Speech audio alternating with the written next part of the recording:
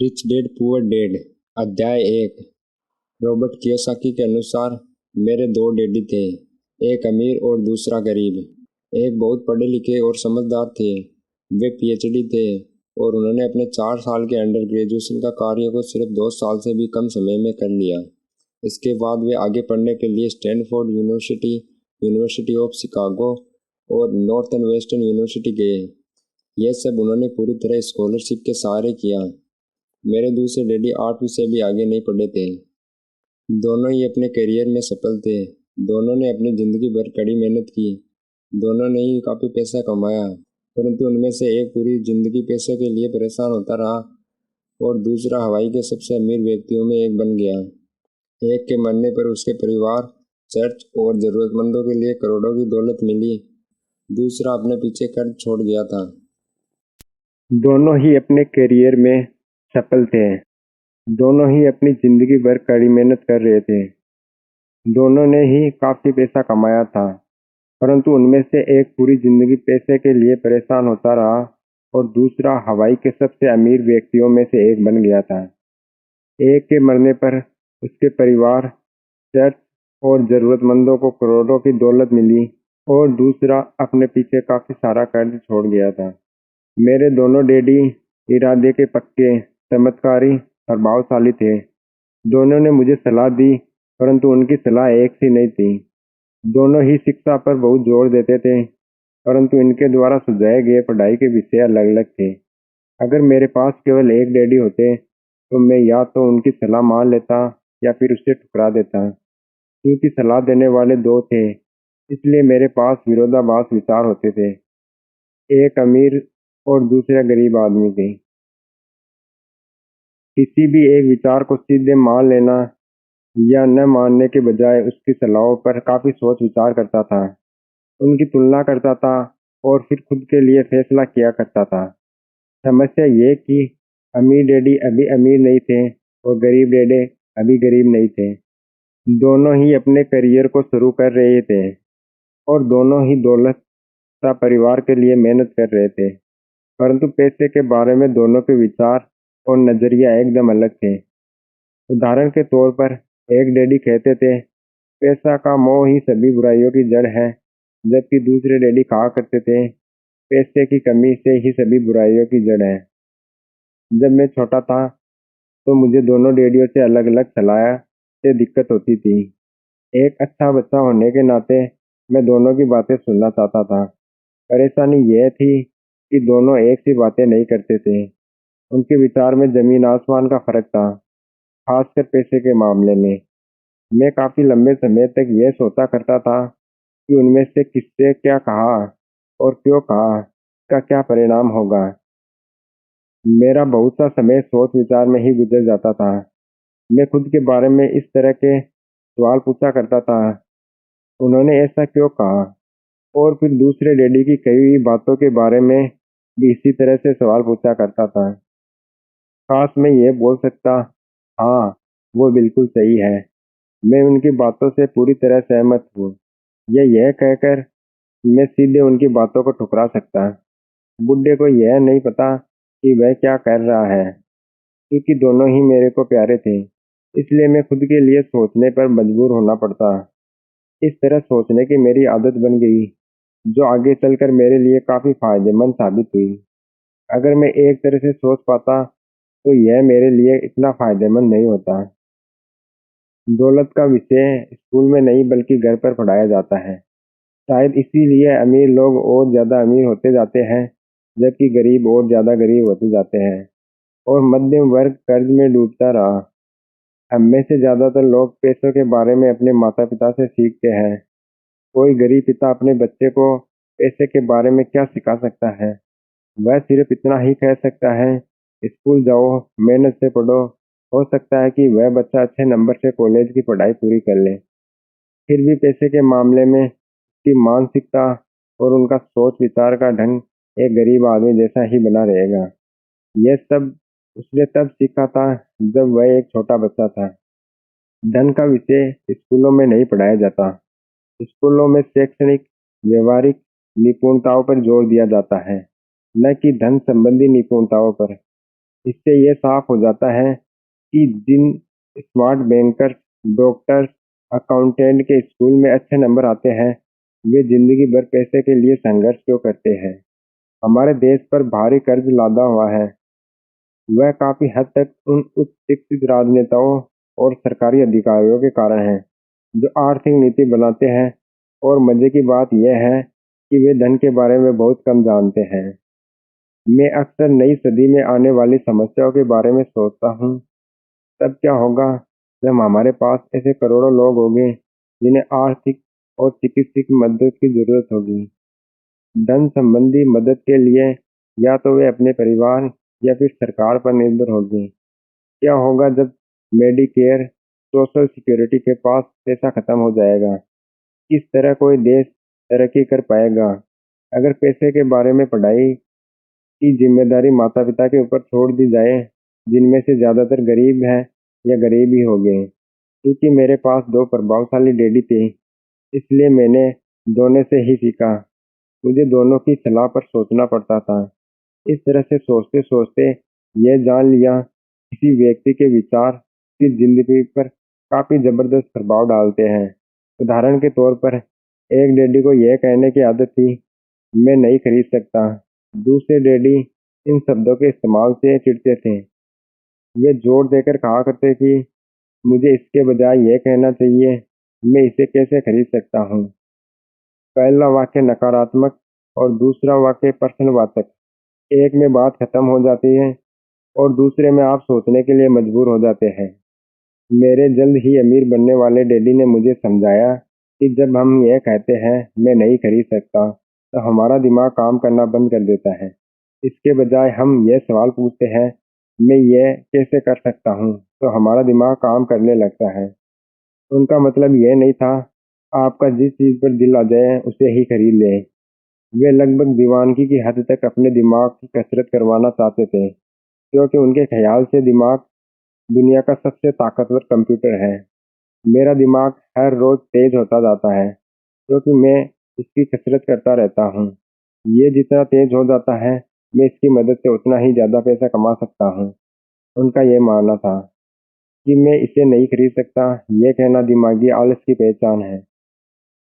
हालांकि दोनों ही डैडी अपने काम में कड़ी मेहनत करते थे, परंतु मैंने देखा कि पैसे के मामले में एक डैडी की आदत यह थी कि वे अपने दिमाग को सुला देते थे और दूसरे डैडी अपने दिमाग को लगातार कसरत करवाते रहते थे। इसका दीर्घकालिक परिणाम यह हुआ, एक डैडी आर्थिक रूप से अमीर होते चले गए, जबकि दूसरे डैडी लगातार कमजोर होते गए। इसे इस तरह समझ सकते हैं कि एक व्यक्ति हर रोज कसरत करने के लिए जिम जाता है, जबकि दूसरा व्यक्ति अपने सोफे पर बैठ के टीवी देखता रहता है।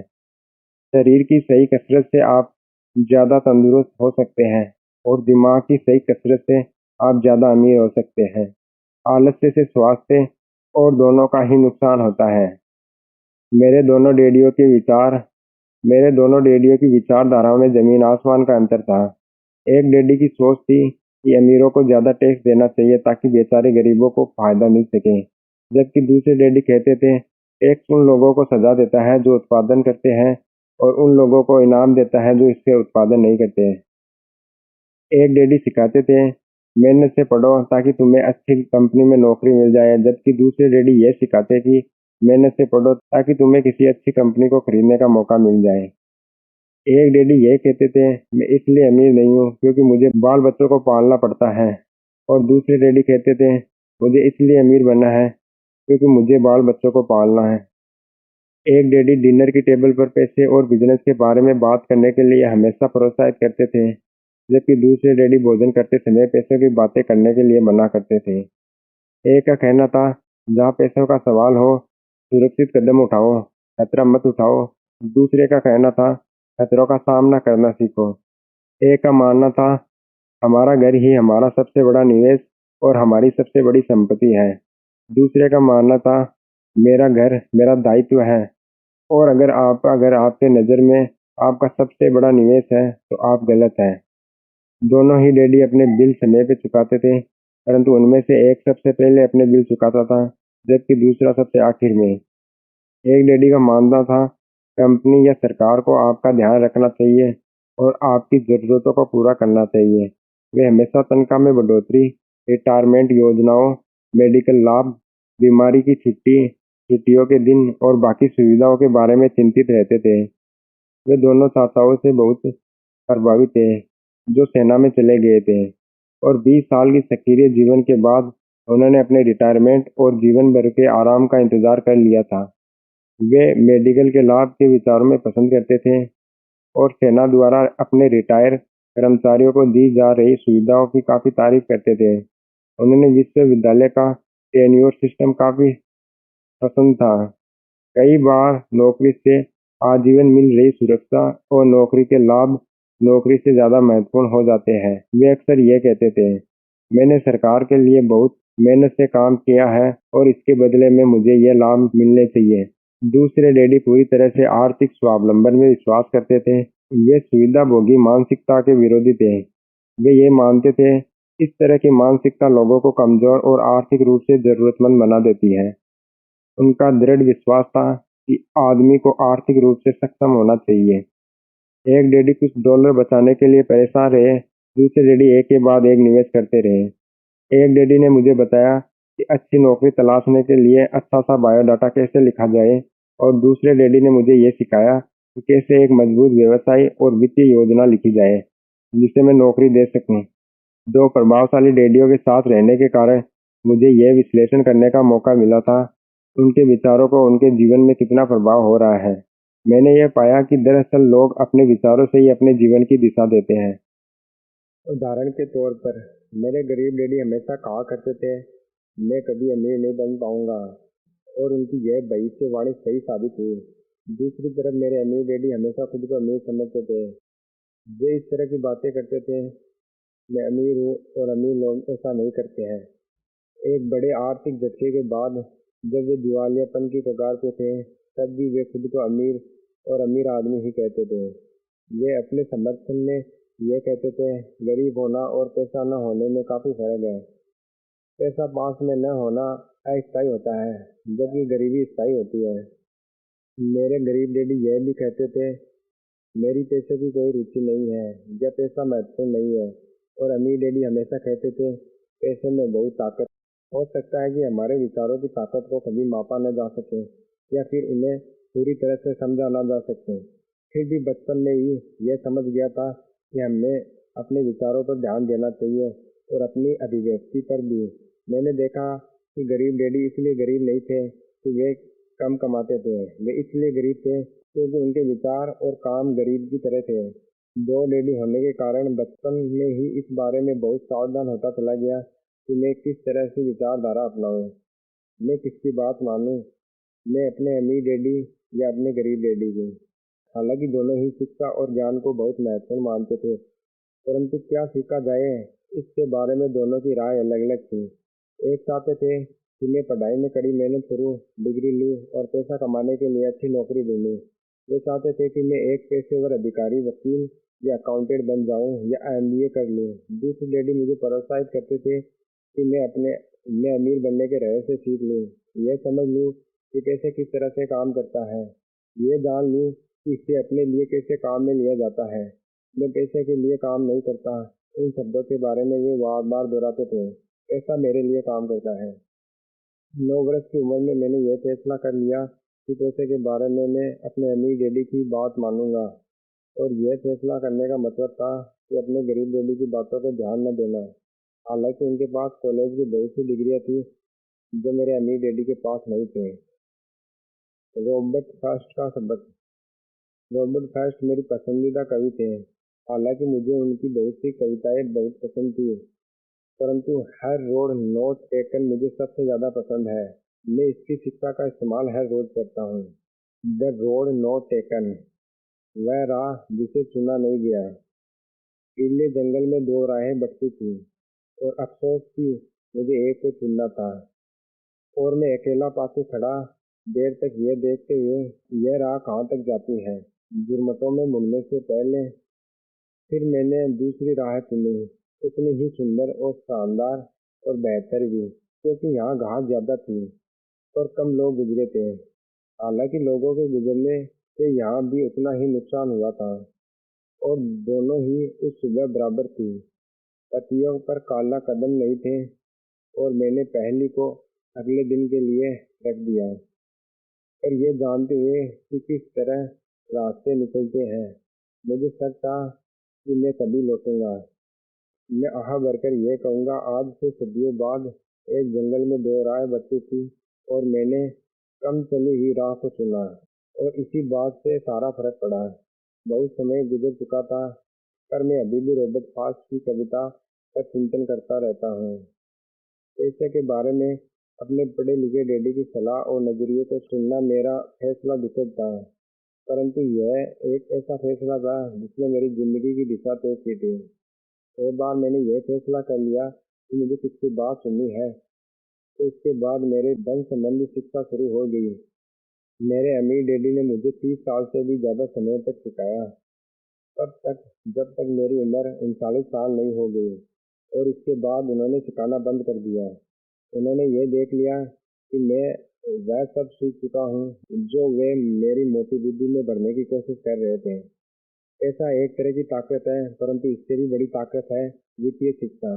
पैसा तो आता जाता रहता है, परंतु अगर आप ये जानते हैं कि पैसे किस तरह काम करता है, तो आप ज्यादा ताकतवर हो जाते हैं और आप दौलत कमाना शुरू कर सकते हैं। केवल सकारात्मक चिंतन ही समस्या का हल नहीं हो सकता, क्योंकि ज्यादातर लोग स्कूल में पढ़ते हैं और वे वहाँ कभी नहीं सीख पाते कि पैसा किस तरह काम करता है, और इसीलिए वे पैसे के लिए काम करने में अपनी सारी जिंदगी बर्बाद कर देते हैं। मेरी शिक्षा शुरू हुई थी तब मैं केवल 9 साल का था। इसी कारण से मेरे अमीर डैडी ने मुझे जो पाठ पढ़ाए थे ये बहुत आसान थे, और सारी बातों को छोड़कर विचार किया जाए तो उन्होंने मुझे 30 साल तक सिर्फ 6 महत्वपूर्ण पाठ पढ़ाए थे। यह पुस्तक उन्हीं 6 पाठों के बारे में है और इसे उतना ही आसान बनाने की कोशिश की गई है जितना कि मेरे अमीर डैडी ने इन्हें मेरे लिए आसान बनाया था। यह पाठ आपके लिए एक जवाब की तरह नहीं है, बल्कि ये मार्गदर्शन की तरह लिखे गए हैं। ऐसे मार्गदर्शक जो ज़्यादा अमीर बनने में आपकी और आपके बच्चों की मदद करेंगे, चाहे बदलती हुई इस अनिश्चित दुनिया में कुछ भी होता रहे। सबक एक, अमीर लोग पैसे के लिए काम नहीं करते। सबक दो, पैसे की समझ तो सीखी जानी चाहिए। सबक तीन, अपने काम से काम रखो। सबक चार, टैक्स का इतिहास और कॉरपोरेशन की ताकत। सबक 5, अमीर लोग पैसे का आविष्कार करते हैं। सबक 6, सीखने के लिए काम करें, पैसे के लिए काम ना करें।